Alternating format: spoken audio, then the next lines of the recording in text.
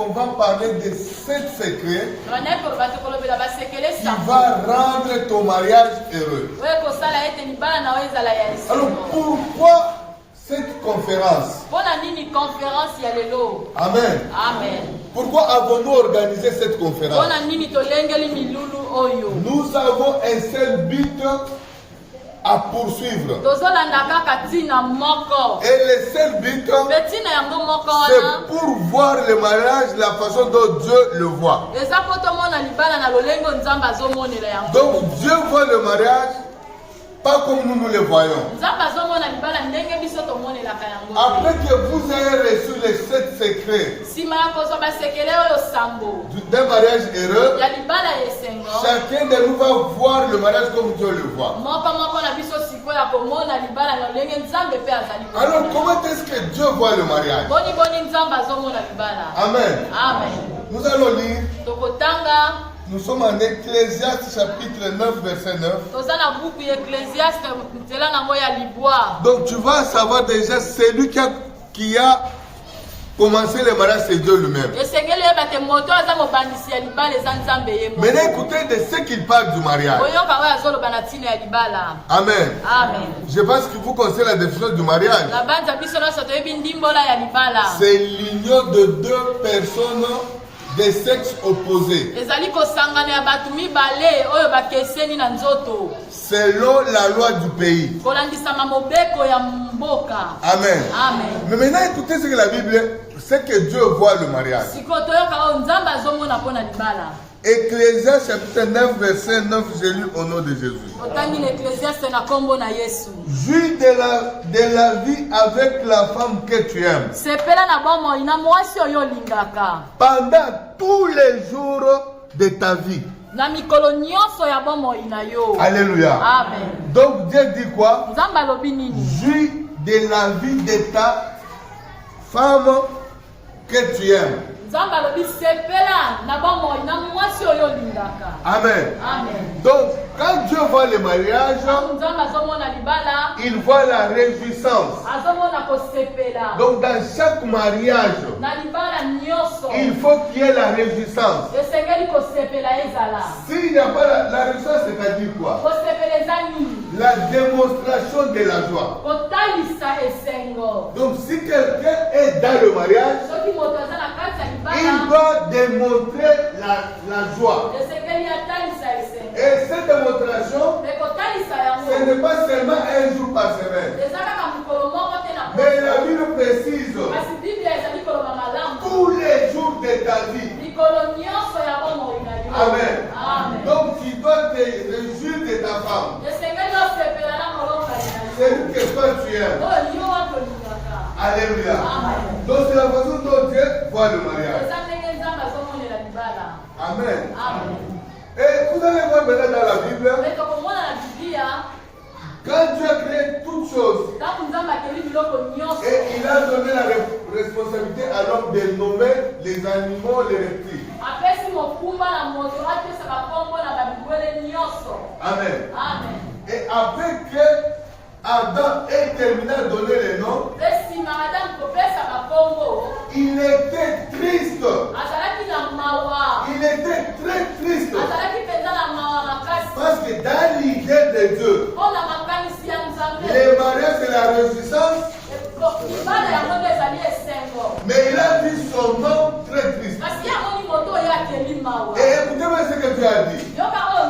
Il n'est pas bon que l'homme soit seul.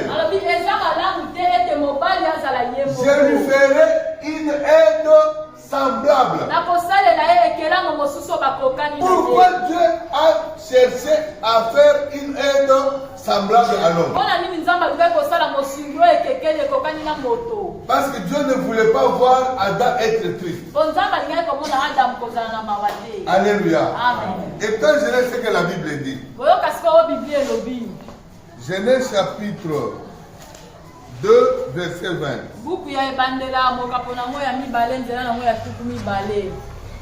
Et l'homme donna des noms à tous les bétails aux oiseaux du ciel et à tous les animaux des champs. Mais pour l'homme, il ne trouva point d'aide semblable à lui. Et c'est ainsi qu'Adam était triste. Alors pour compenser cette tristesse, Dieu a créé la femme. Amen. Donc quand la femme vient dans ta vie, c'est pour apporter la réjouissance. Donc en bref, les mariages, c'est la réjouissance. Maintenant, on nous a dit on va se réjouir avec qui? Avec la femme que tu aimes. Amen. Alléluia. Amen. Est-ce que vous êtes là? Alors maintenant, qu'est-ce qu'un mariage heureux?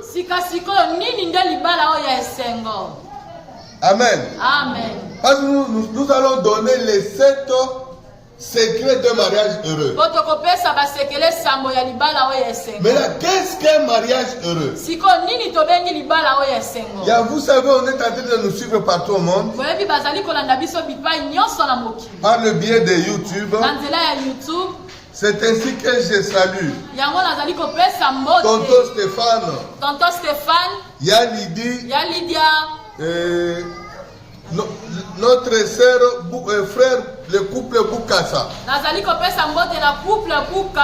De Françoise Armstrong. Toi-même tu connais l'Armstrong. Et le couple Kawele. De Yabeuna. Tous aux États-Unis. Vraiment que Dieu vous bénisse. Parce que vous êtes en train de suivre un bel enseignement. Maintenant, qu'est-ce qu'un mariage heureux? Mais avant que nous parlions d'un mariage heureux, nous devons savoir qu'est-ce qu'un mariage. Alléluia. Alléluia. Alors, le mariage, c'est une union de 2 personnes, comme je l'avais dit, des sexes opposés, reconnus de façon officielle par la loi. Alors, quand est-ce que doit-on parler du mariage heureux? Alléluia. Maintenant, je veux que vous ouvriez vos oreilles. Afin vous deviez savoir qu'est-ce que le mariage heureux. On parle du mariage heureux quand la femme est satisfaite de son mariage.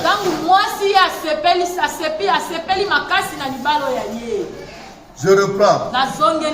On parle du mariage heureux. Alléluia. On parle du mariage heureux lorsque la femme est satisfaite de ce mariage-là. Là, c'est la première des choses. Pour qu'il y ait un mariage heureux, il faut que la femme soit satisfaite de ce mariage-là. Donc, si la femme n'est pas satisfaite de ce mariage, on ne parlera plus de mariage heureux. Alléluia. Maintenant, que faire à ce que la femme soit satisfaite? Amen. Parce que pour avoir un mariage heureux, il faut que la femme soit satisfaite. Elle sera satisfaite de quoi? Et par qui? Amen.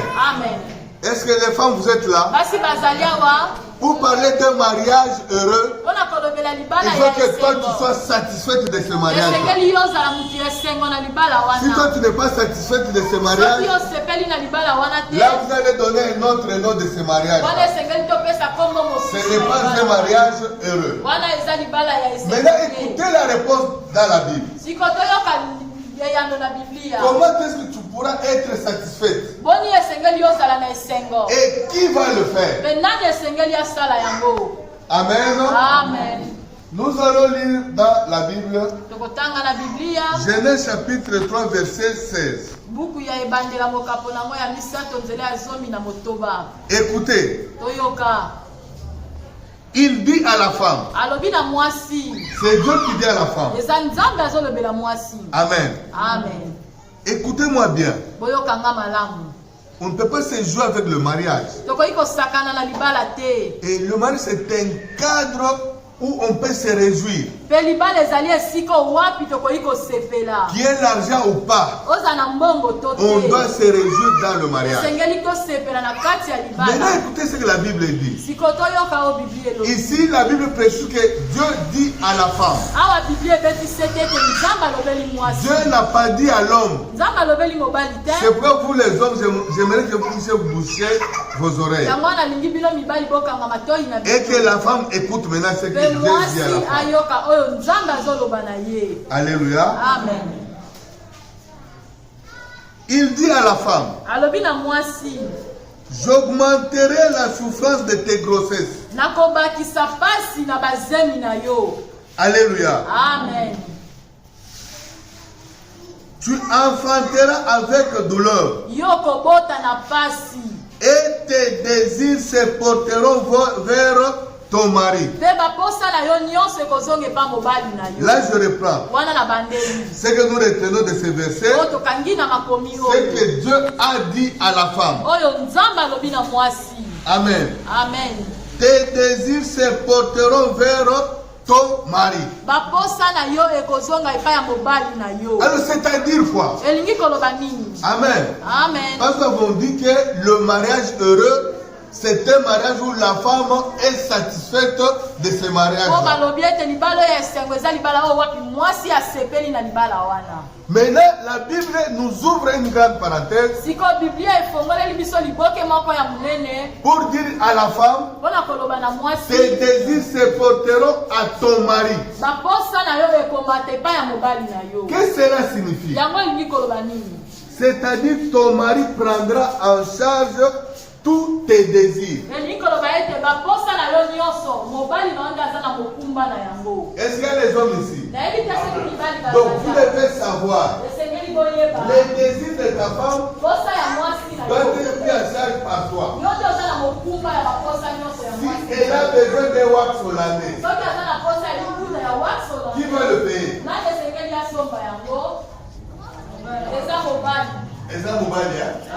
Si elle a besoin de bien dormir, qui va acheter la mousse? S'il veut un loisir pour aller à moindre, qui va donner l'argent? Tous les besoins, tous les désirs de la femme se porteront vers son mari.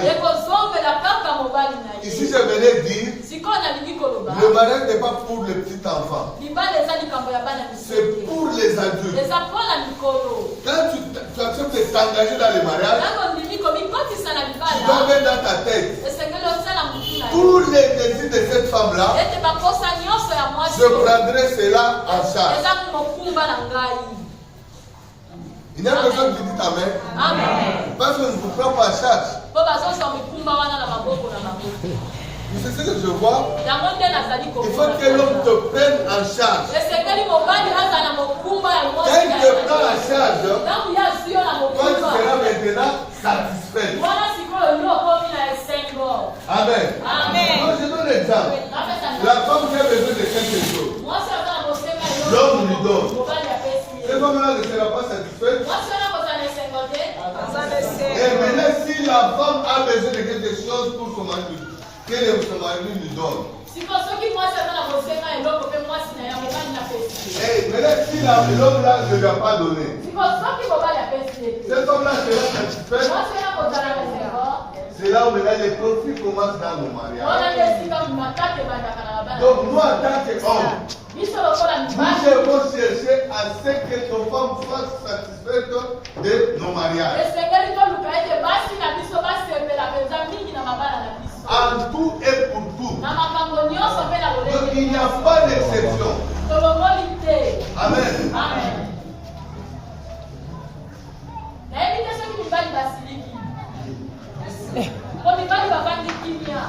Vous êtes fâché?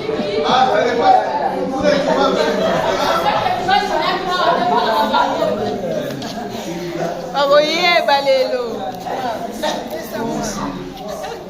Alléluia.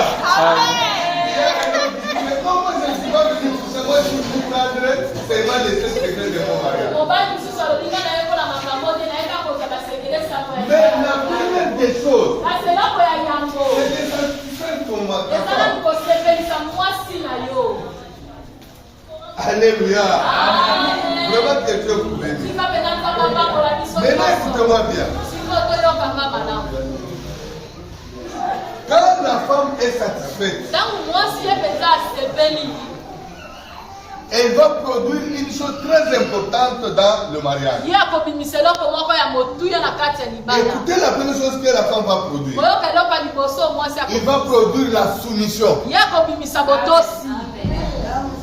Toute femme qui est satisfaite de son mariage, elle sera soumise à son mari. Amen. Alléluia. C'est pourquoi si une femme n'est pas soumise à l'homme, c'est-à-dire l'homme n'a pas fait son devoir. Donc l'homme doit faire son devoir. Le devoir de l'homme c'est quoi? De prendre en charge les désirs de la femme. Amen. Donc quand je parle de désirs, ce que la femme souhaite, ce qu'elle a besoin. Elle peut avoir besoin de cabelles. Elle peut avoir besoin de quoi? Elle peut avoir besoin de quoi?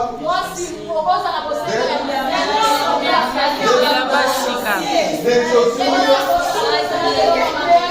Et de quoi encore? Et de bien manger. Mais alors écoutez-moi, la femme que tu n'as pas bien nourrie, pour que toi elle va se soumettre. Jamais papa. Jamais.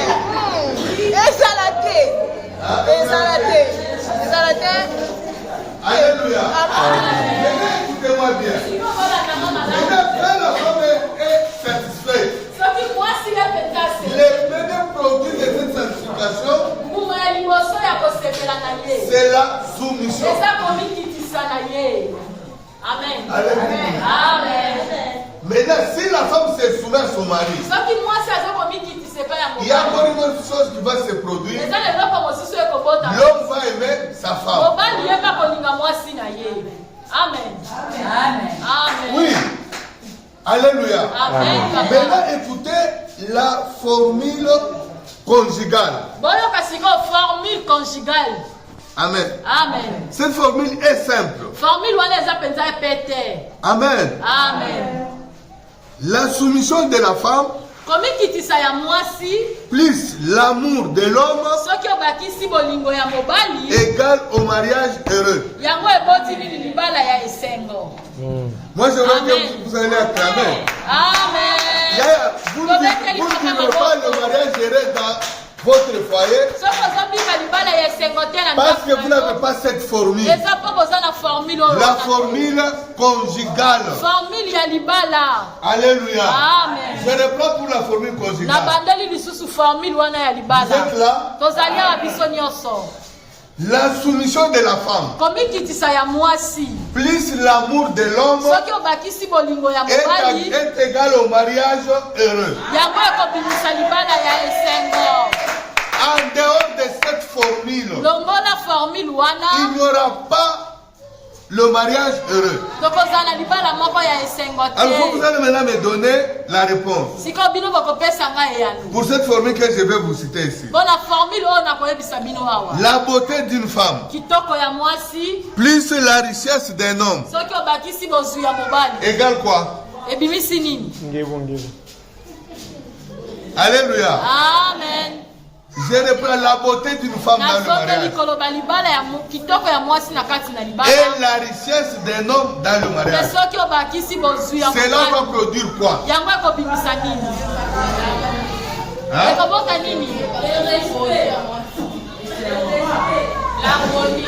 Alléluia.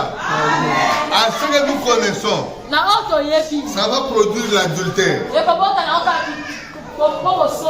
Ça va produire l'impolitesse. Parce que la femme va voir seulement sa beauté. Quand elle voit seulement sa beauté dans le mariage, et l'homme aussi, quand il voit seulement sa richesse, il est capable d'aller voir ailleurs. Alors tu vois cette formule, ça ne peut pas donner à un mariage heureux. Donc si tu as besoin d'un mariage heureux, la première des choses, tu dois prendre ta femme en charge. Après que tu aies pris ta femme en charge, la femme va se soumettre. Wana eza kolukate. Mwasa sengi wakso pesie. Asengi oyo saleli. Mwasa ndewa la tekili bosola. Mais si on passe à Saint-Dieu et l'autre, l'autre peut s'arrêter. Alors, si Dieu est dans le travail, alléluia. C'est une question pour vous. Alors, cette formule conjugale doit être protégée par tous les couples. Amen. Amen. Donc tu dois protéger cette formule. La soumission de la femme plus l'amour de l'homme est égal à quoi?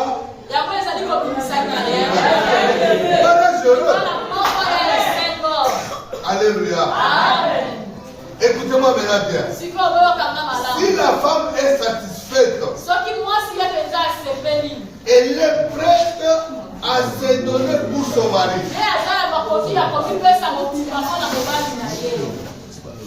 Suivez-moi bien. Je reprends.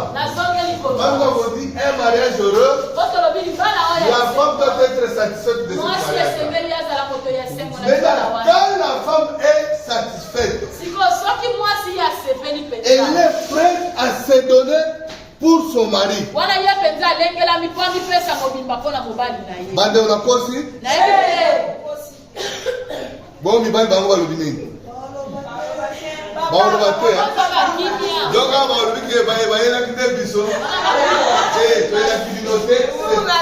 c'est ça la vérité. L'idée de la Bible. Les désirs de la femme se porteront vers son mari. Donc, le mari doit prendre en charge tous les besoins de sa femme. Et quand la femme est satisfaite, elle a tendance à faire beaucoup plus pour son mari. Ce qui a un effet positif dans leur mariage.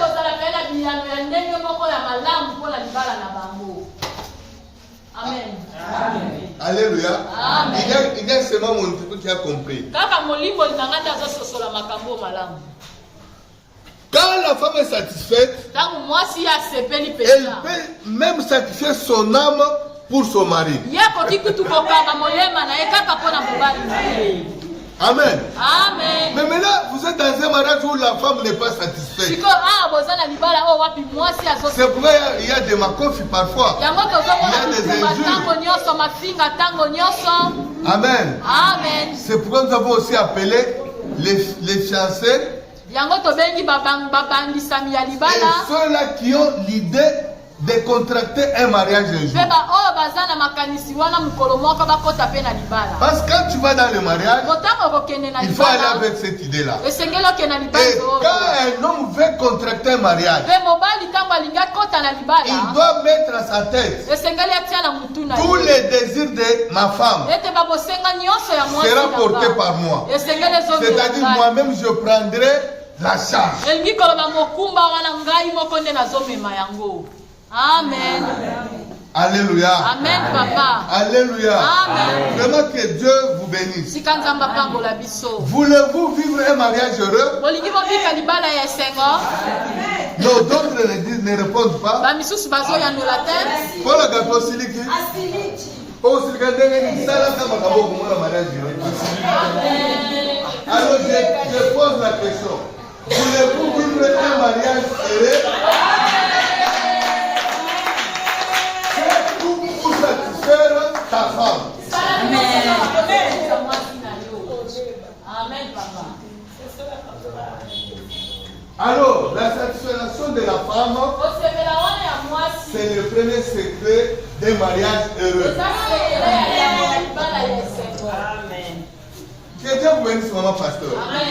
Je reprends. La satisfaction de la femme, c'est le premier secret d'un mariage heureux.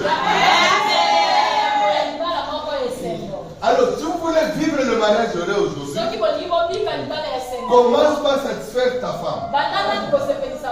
En tout et pour tout.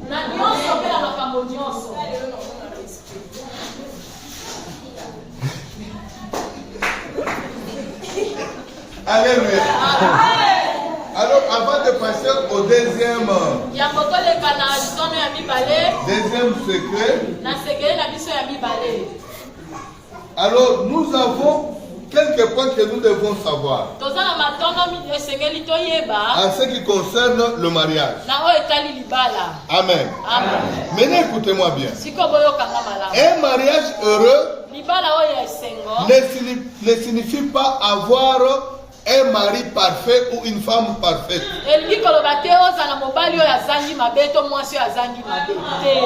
Amen. Mais c'est d'appliquer seulement la formule conjugale. Qu'est-ce que la formule conjugale? Tu peux me répondre à cela. La formule conjugale, c'est quoi? Oui, il y a une maman là-bas. Écoutez la formule conjugale. La soumission d'une femme est l'amour de l'homme.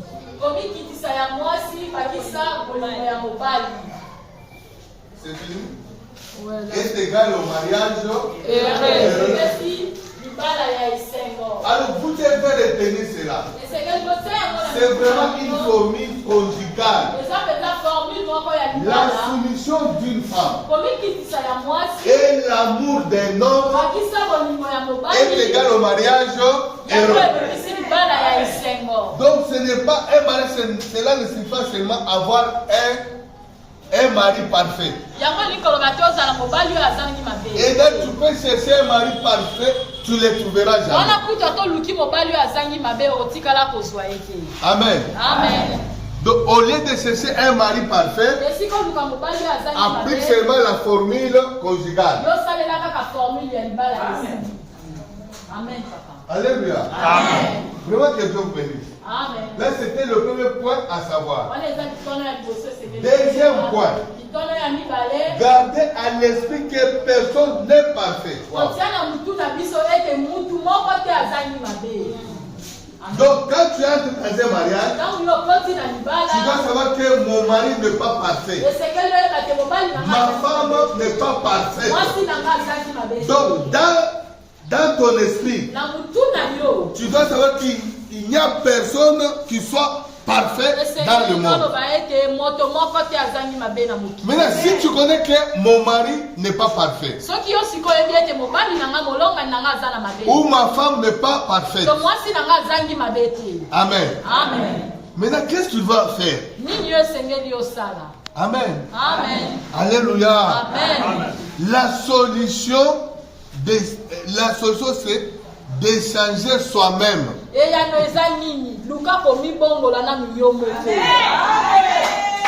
Quand on reconnaît ses défauts,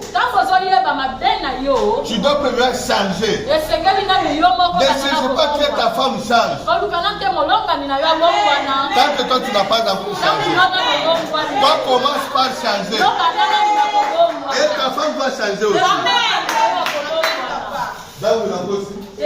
Non, c'est cela. Moi, ça va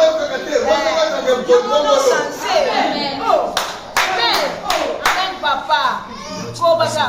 Amen. Amen. Donc, vous devez savoir cela. C'est dans le mariage. Donc, quand tu essaies de changer, à propos de tes défauts que tu connais, Amen. Amen. Quand il n'y a pas un partenaire idéal, sois toi-même le partenaire idéal. Si moi je suis partenaire idéal à ma femme, directement ma femme aussi sera idéale. Parce qu'il n'y a pas un homme idéal. C'est vrai, n'est-ce pas? Amen. Que Dieu vous bénisse. Troisième point. Ce sont des points que vous devez seulement savoir. Et quatrième point, on termine parce qu'on a commencé à 15h. Malheureusement, les autres viennent d'arriver. Je ne sais pas qu'est-ce qu'on doit faire avec eux. Troisième point. Les succès dans le mariage ne viennent pas simplement en trouvant un bon partenaire.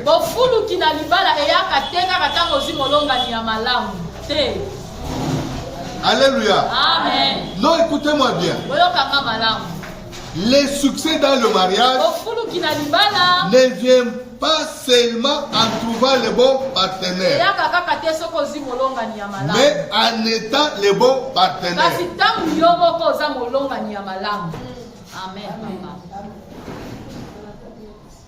Amen. J'ai dit ceci. Les succès dans le mariage ou le mariage heureux, hein,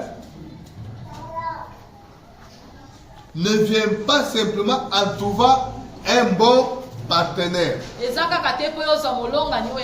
mais c'est en étant partenaire. Amen. Amen. Si la femme est un bon partenaire, le mari aussi va l'être. Et pour terminer, le tout dernier point que nous devons savoir, tout mariage a ses problèmes. Amen. Amen. Tous les mariages, même mon mariage qui est un mariage heureux, nous avons toujours des problèmes. Amen. Amen. Donc tout mariage a ses problèmes qui peuvent surgir à tout temps. Mais écoutez, l'important c'est quoi? C'est d'apprendre à y faire face. Avec douceur.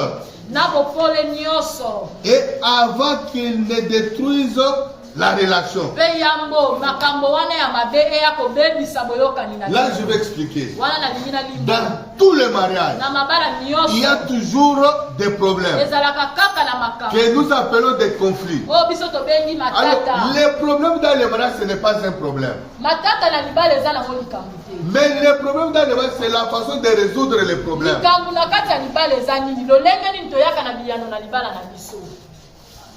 C'est ça le problème. Je vous donne un exemple.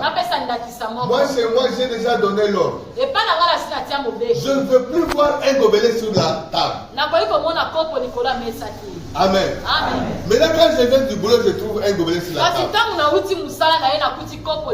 C'est un problème ou pas? C'est déjà un problème, non? Maintenant, comment est-ce que moi je peux maintenant arranger ce problème-là? Quand je viens, même si j'ai mes amis, je les ai toujours dit que chez moi, on ne peut jamais trouver un gobelet sur la table. Maintenant, quand nous venons directement, on trouve un gobelet sur la table. La seule chose, c'est de prendre seulement les gobelets là et aller le remettre. Et vous changez qui mobile là, yo? Donc, les problèmes, ce n'est pas le problème dans le mariage, mais c'est la façon de gérer ces problèmes-là. Alors, maintenant, quand je vais avec mes amis, je trouve les gobelets sur la table. Yo,